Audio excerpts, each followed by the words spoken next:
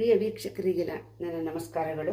ಇವತ್ತು ಮೇಥಿ ಮಟರ್ ಮುತಿಯಾ ಅಂದರೆ ಗುಜರಾತಿ ಒಂದು ರೆಸಿಪಿಯನ್ನು ಶೇರ್ ಮಾಡ್ತಾ ಇದ್ದೀನಿ. ಇದಕ್ಕೆ ನಾನು 1 ಕಪ್ ಬಟಾಣಿ ಅಂದರೆ 50 ಗ್ರಾಮಷ್ಟು ಹಸಿ ಬಟಾಣಿ ತೊಗೊಂಡಿದ್ದೀನಿ. ಹಾಗೆ 1 ಕಟ್ಟು ಮೆಂತ್ಯ ಸೊಪ್ಪಲ್ಲಿ ಎಳೆ ಕಡ್ಡಿಗಳನ್ನ ಬಿಡಿಸಿಟ್ಕೊಂಡಿದ್ದೀನಿ. ಸೊಪ್ಪನ್ನು ಸಣ್ಣ ಹೆಚ್ಚಿಟ್ಕೊಂಡಿದ್ದೀನಿ. ಹಾಗೆ 2 ಗ್ರೀನ್ ಚಿಲ್ಲಿ ತೊಗೊಂಡಿದ್ದೀನಿ. ಅದನ್ನು ಸಣ್ಣ ಹೆಚ್ಚಿಕೊಂಡು ಅದನ್ನು ಕೂಡ ರುಬ್ಕೊಳ್ಳೋಕೆ ಹಾಕ್ಕೊಳ್ತಾ ಇದ್ದೀನಿ. 1 ಇಂಚಷ್ಟು ಶುಂಠಿನ ಸಣ್ಣ ಹೆಚ್ಚಿಟ್ಕೊಂಡಿದ್ದೀನಿ. ಇದಿಷ್ಟನ್ನು ರಫ್ ಆಗಿ ಗ್ರೈಂಡ್ ಮಾಡ್ಕೋಬೇಕು. ನೋಡಿ, ಈ ಥರ ನೀರು ಹಾಕಿದೆ ರಫ್ ಆಗಿ ಗ್ರೈಂಡ್ ಮಾಡಬೇಕು. ಇದನ್ನು ಪಕ್ಕಕ್ಕೆ ಇಟ್ಕೊಂಡು ಒಂದು ಬೌಲ್ಗೆ ಹೆಚ್ಚಿಟ್ಟಿರೋ ಮೆಂತ್ಯ ಸೊಪ್ಪು ಹಾಕ್ತಾ ಇದ್ದೀನಿ, ಕೊತ್ತಂಬರಿ ಸೊಪ್ಪು ಸ್ವಲ್ಪ, ಮತ್ತು ಇವಾಗ ರುಬ್ಕೊಂಡಿರೋಂಥ ಬಟಾಣಿ, ಶುಂಠಿ, ಹಸಿಮೆಣಸಿನಕಾಯಿದು ಮಿಶ್ರಣ ಹಾಕ್ತಾ ಇದ್ದೀನಿ. 1 ಕಪ್ಪು ಗೋಧಿ ಹಿಟ್ಟು, ಒಂದು ಅರ್ಧ ಕಪ್ಪಷ್ಟು ಉಪ್ಪಿಟ್ಟು ರವೆ, 1 ಕಪ್ಪು ಕಡಲೆ ಹಿಟ್ಟು, 1 ಕಪ್ಪಷ್ಟು ಮೊಸರು, ಚಿಲ್ಲಿ ಫ್ಲೇಕ್ಸ್ ಅರ್ಧ ಸ್ಪೂನು, ಬಿಳಿ ಎಳ್ಳು 1 ಟೀ ಸ್ಪೂನಷ್ಟು, ಗರಂ ಮಸಾಲ ಪೌಡರು ಅರ್ಧ ಟೀ ಸ್ಪೂನು, ಸಕ್ಕರೆ 1 tea spoon, black pepper powder 1/4 tea spoon, ಜೀರಿಗೆ ಪೌಡರು 1 ಟೀ ಸ್ಪೂನು, ನಿಂಬೆಹಣ್ಣಿನ ರಸ 1 ಟೀ ಸ್ಪೂನಷ್ಟು ಹಾಕ್ಕೊಂಡಿದ್ದೀನಿ. ಈಗ ರುಚಿಗೆ ತಕ್ಕಷ್ಟು ಉಪ್ಪು ಹಾಕೋಣ.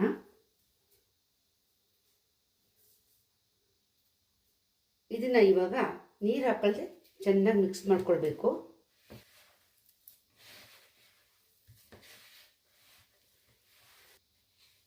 ಇದಕ್ಕೆ ನೀರಿನ ಅವಶ್ಯಕತೆನೇ ಇಲ್ಲ. ಮೊಸರು ಮತ್ತು ಬಟಾಣಿ ಮೆಂತ್ಯ ಸೊಪ್ಪಿನ ಕಡ್ಡಿಗಳನ್ನ ರುಬ್ಬಿರೋದು ಅಷ್ಟೇ ಸಾಕಾಗುತ್ತೆ. ಈ ಥರ ಗಟ್ಟಿಯಾಗಿ ಕಲಿಸ್ಕೊಳ್ಬೇಕು. ಆ್ಯಕ್ಚುಲಿ ಈ ಥರದ ಡೋಕ್ಲಾ ಎಲ್ಲ ಮಾಡ್ತೀವಲ್ವ ಕಡಲೆ ಹಿಟ್ಟು ಹಾಕಿ, ಇದು ಅದೇ ಥರ ಸ್ವಲ್ಪ ಡಿಫ್ರೆಂಟಾಗಿ ಏನಾದ್ರು ರೆಸಿಪಿಗಳನ್ನ ಮಾಡಿದ್ರೆ ಮಕ್ಕಳು ಕೂಡ ಇಷ್ಟಪಟ್ಟು ತಿಂತಾರೆ. ನೋಡಿ, ಈ ಥರ ಗಟ್ಟಿಯಾಗಿ ಕಲಸಿ 1-2 ನಿಮಿಷ ಹಾಗೆ ಇಡಬೇಕು.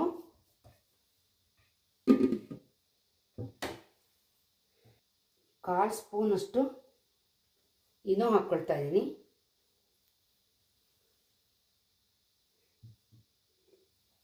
ಇನೋ ಹಾಕ್ಕೊಳ್ತಾ ಇದ್ದೀನಿ. 1 ಟೇಬಲ್ ಸ್ಪೂನಷ್ಟು ಎಣ್ಣೆ ಹಾಕ್ಕೊಳ್ತಾ ಇದ್ದೀನಿ, ಕಾಯಿಸಿರೋದಲ್ಲ ಇದು. ಇದು ಇನ್ನೊಂದ್ಸತಿ ಈ ಥರ ಮಿಕ್ಸ್ ಮಾಡಿಕೊಂಡು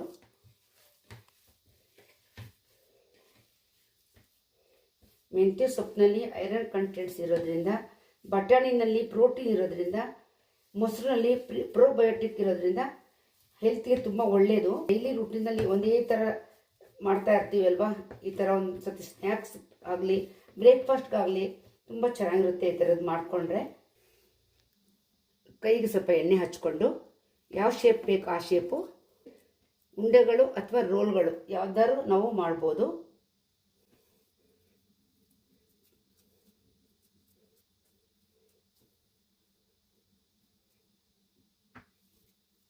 ಈ ಥರ ರೋಲ್ ಮಾಡೋದ್ರಿಂದ ನಾವು ಕಟ್ ಮಾಡಿ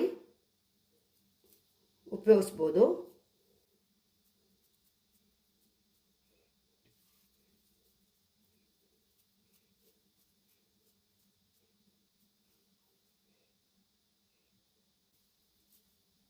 ತುಂಬ ಒಳ್ಳೆ ಫ್ಲೇವರ್ ಬರ್ತಾ ಇದೆ ಮೆಂತ್ಯ ಸೊಪ್ಪು.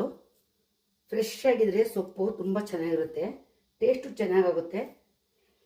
ಒಂದು ಪಾತ್ರೆಯಲ್ಲಿ 1 ಗ್ಲಾಸಷ್ಟು ನೀರು ಹಾಕಿ ಕುದಿಯೋಕೆ ಇಟ್ಟಿದ್ದೀನಿ. ಈ ಥರ ಎಲ್ಲ ರೋಲ್ಸ್ ಮಾಡ್ಕೊಂಡಿದ್ದೀನಿ.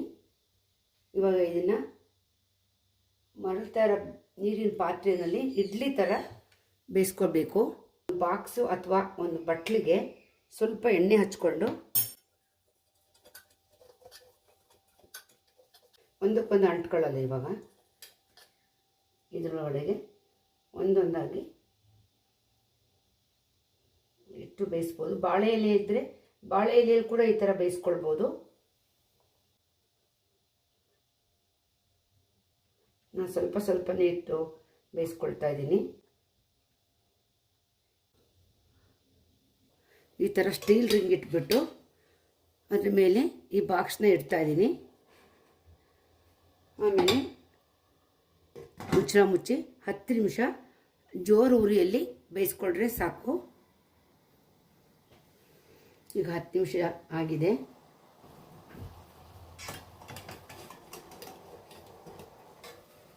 ಹಿಟ್ಟದ ಸಹಾಯದಿಂದ ಈ ಥರ ಹೊರಗಡೆ ತಗೊಂಡು ಪ್ಲೇಟ್ಗೆ ಶಿಫ್ಟ್ ಮಾಡ್ಕೊಳ್ಳೋಣ. ಮಿಕ್ಕಿರೋದನ್ನು ಕೂಡ ಇದರೊಳಗಡೆ ಹಾಕಿ ಇನ್ನು 10 ನಿಮಿಷ ಜೋರು ಉರಿಯಲ್ಲಿ ಬೇಯಿಸ್ಕೊಳ್ಬೇಕು. ತುಂಬ ಬೇಗ ಆಗುತ್ತೆ, ಈಸಿಯಾಗಿದೆ ಮತ್ತು ಹೆಲ್ದಿ ಕೂಡ.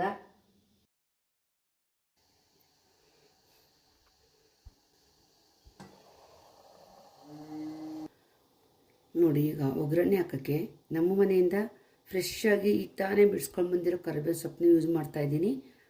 ಕರಿಬೇವು ಸೊಪ್ಪು ಹಾಕೋದ್ರಿಂದ ಫ್ಲೇವರು ಕೂಡ ಚೆನ್ನಾಗಿರುತ್ತೆ, ಆರೋಗ್ಯಕ್ಕೂ ತುಂಬ ಒಳ್ಳೆಯದು. ನಾನು ನಮ್ಮ ಮನೇಲಿ ಅಡುಗೆ ಮಾಡುವಾಗ ತುಂಬ ಜಾಸ್ತಿ ಪ್ರಮಾಣದಲ್ಲೇ ಕರಿಬೇವು ಸೊಪ್ಪನ್ನ ಯೂಸ್ ಮಾಡ್ತೀನಿ. ಅದರ ಚಟ್ನಿಗಂತೂ ಕರಿಬೇವು ಸೊಪ್ಪಿಲ್ಲದೆ ನಾನು ಮಾಡೋದೇ ಇಲ್ಲ. ಒಗ್ಗರಣೆಗೆ 1 ಟೇಬಲ್ ಸ್ಪೂನಷ್ಟು ಮಾತ್ರ ಎಣ್ಣೆ ಹಾಕ್ತಾಯಿದ್ದೀನಿ. ಸ್ವಲ್ಪ ಸಾಸಿವೆ ಹಾಕಿದ ತಕ್ಷಣ ಈ ಥರ ಒಂದು ಮುಚ್ಚಳ ಮುಚ್ಚಿದರೆ ಸುತ್ತ ಸಿಡಿಯಲ್ಲ. ಸಾಸಿವೆ ಸಿಡಿದಿದೆ. ಇವಾಗ ಕರಿಬೇವು ಸೊಪ್ಪು ಹಾಕಿ ಮತ್ತೆ ಮುಚ್ಚಳ ಮುಚ್ಕೊಳ್ಬೇಕು. ಇದಕ್ಕೆ ಸ್ವಲ್ಪ ಹಿಂಗೆ ಹಾಕ್ಕೊಳ್ತಾ ಇದ್ದೀನಿ, ಪುಡಿ ಹಾಕ್ಕೊಳ್ತಾ ಇದ್ದೀನಿ. 1 ಕಪ್ಪಷ್ಟು ಫ್ರೆಶ್ ಆಗಿ ಕಾಯಿ ತುರಿ ಹಾಕ್ಕೊಳ್ತಾ ಇದ್ದೀನಿ. ಇದೆಲ್ಲ ಚೆನ್ನಾಗಿ ಇವಾಗ ಮಿಕ್ಸ್ ಮಾಡಿಕೊಂಡು ಇಷ್ಟು ನಾನು ಸಿಮ್ ಫ್ಲೇಮ್ನಲ್ಲೇ ಮಾಡ್ತಾಯಿದ್ದೀನಿ. ಸ್ವಲ್ಪ ಉಪ್ಪು ಹಾಕ್ತಾಯಿದ್ದೀನಿ. ಬೇಯಿಸಿಟ್ಕೊಂಡಿರುವಂಥ ಮಟರ್ ಮೇಥಿ ಹಾಕ್ತಾಯಿದ್ದೀನಿ. ಇದಕ್ಕೆ ಸಾಸಿವೆ, ಕರಿಬೇವು ಸೊಪ್ಪು, ತೆಂಗಿನಕಾಯಿ ತುರಿ ಜಾಸ್ತಿ ಇದ್ದಷ್ಟು ಟೇಸ್ಟ್ ಚೆನ್ನಾಗಾಗುತ್ತೆ. ಮುಚ್ಚಿ 1/2 ನಿಮಿಷ ಹಾಗೆ ಇಡಬೇಕು. ಸಿಮ್ಮಲ್ಲೇ ಇರಬೇಕು ಹೀಟು.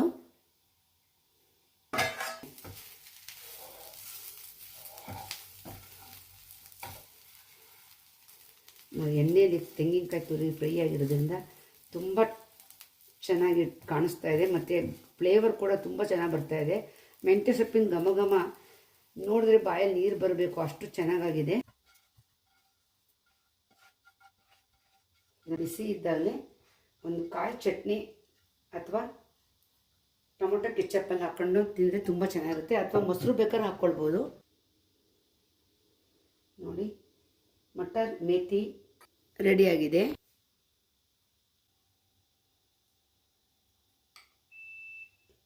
ನೋಡಿ, ಈ ಥರ ಕೂಡ ಟೇಸ್ಟ್ ಮಾಡ್ಬೋದು, ತುಂಬ ಚೆನ್ನಾಗಿರುತ್ತೆ. ಇದನ್ನು ಲಂಚ್ಗೂ ಕೂಡ ನಾವು ತೊಗೊಂಡೋಗ್ಬೋದು. ನೋಡಿದ್ರಲ್ಲ ಫ್ರೆಂಡ್ಸ್, ನಿಮಗೂ ಈ ರೆಸಿಪಿ ಇಷ್ಟ ಆಗಿದ್ದರೆ ಒಂದು ಲೈಕ್ ಕೊಡಿ, ಶೇರ್ ಮಾಡಿ. Thank you.